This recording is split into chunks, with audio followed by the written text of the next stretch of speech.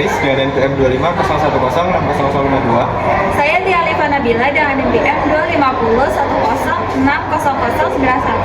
Saya Ainur Siti Faziliyah dengan NPM 2501060088. Saya Hadi Daudi Amrah dengan NPM 20510610081. Kami dari kelompok 1 akan menjelaskan tentang materi PPH pasal 21 dan juga PPH pasal 26. Selamat menonton semuanya.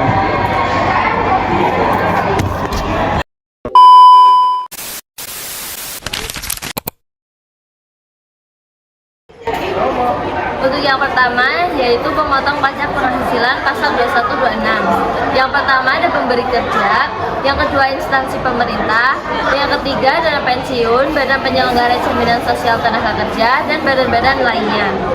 Untuk yang keempat ada orang pribadi dan badan, yang kelima penyelenggara kegiatan. Ini berdasarkan peraturan Menteri Keuangan.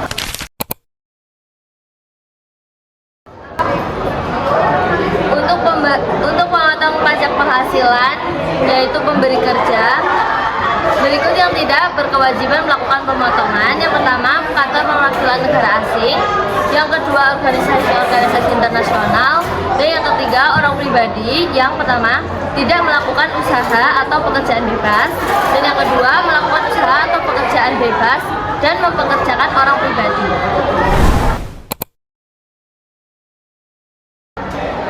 Untuk yang kedua ada subjek pajak penghasilan pasal 2126. Yang pertama ada pegawai, yang kedua pensiunan, yang ketiga anggota dewan, yang keempat pegawai tidak tetap, yang kelima bukan pegawai, yang keenam peserta kegiatan, yang ketujuh peserta program pensiun yang masih berstatus pegawai, dan yang terakhir mantan pegawai.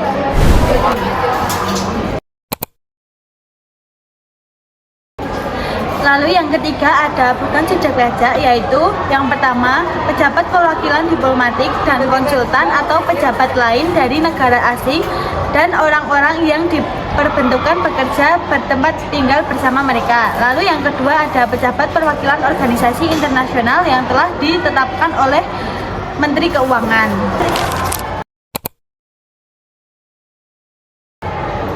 Selanjutnya ada objek pajak penghasilan pasal 21, yaitu yang pertama penghasilan yang diterima oleh pegawai tetap, yang kedua ada penghasilan yang diterima atau diperoleh oleh pensiunan, lalu yang ketiga imbalan kepada anggota dewan komisaris, lalu yang keempat penghasilan pegawai tidak tetap, lalu imbalan kepada bukan pegawai, lalu imbalan kepada peserta kegiatan.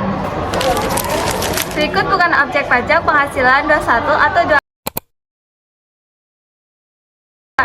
Yang pertama ada asuransi, terus yang kedua ada imbalan, yang ketiga ada iuran hari tua yang dibayarkan dana pensiun, terus ada sumbangan, harta himbahan, beasiswa, bagian laba yang modalnya tidak terbagi atas saham, dan yang terakhir adalah pajak penghasilan yang ditanggung oleh pemerintah.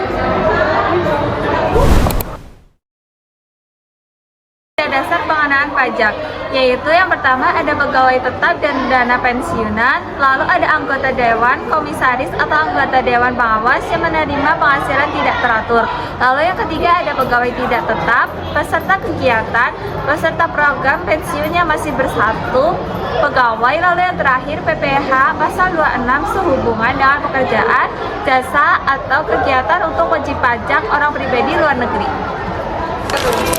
Untuk yang ketujuh ada tarif pajak. Tarif pajak yang dikenakan untuk menghitung pajak penghasilan pasal 21 menggunakan dua tarif pemotongan. Tarif berdasarkan pasal 17 ayat 1 huruf A Undang-Undang PPH atau biasa disebut dengan tarif umum. Lapisan penghasilan kena pajak 0 sampai dengan 60 juta dikenakan tarif sebesar 5%. Di atas 60 juta sampai dengan 250 juta dikenakan tarif 12%. Di atas 250 juta sampai dengan 500 juta dikenakan tarif 25%. Di atas 500 juta sampai dengan 5 miliar dikenakan 30%. Dan juga yang terakhir di atas 5 miliar dikenakan tarif sebesar 35%. Sekian pemaparan materi dari kami. Wassalamualaikum warahmatullahi wabarakatuh. Terima kasih. Saatnya sudah acuh tadi. Terima kasih dan jumpa lagi.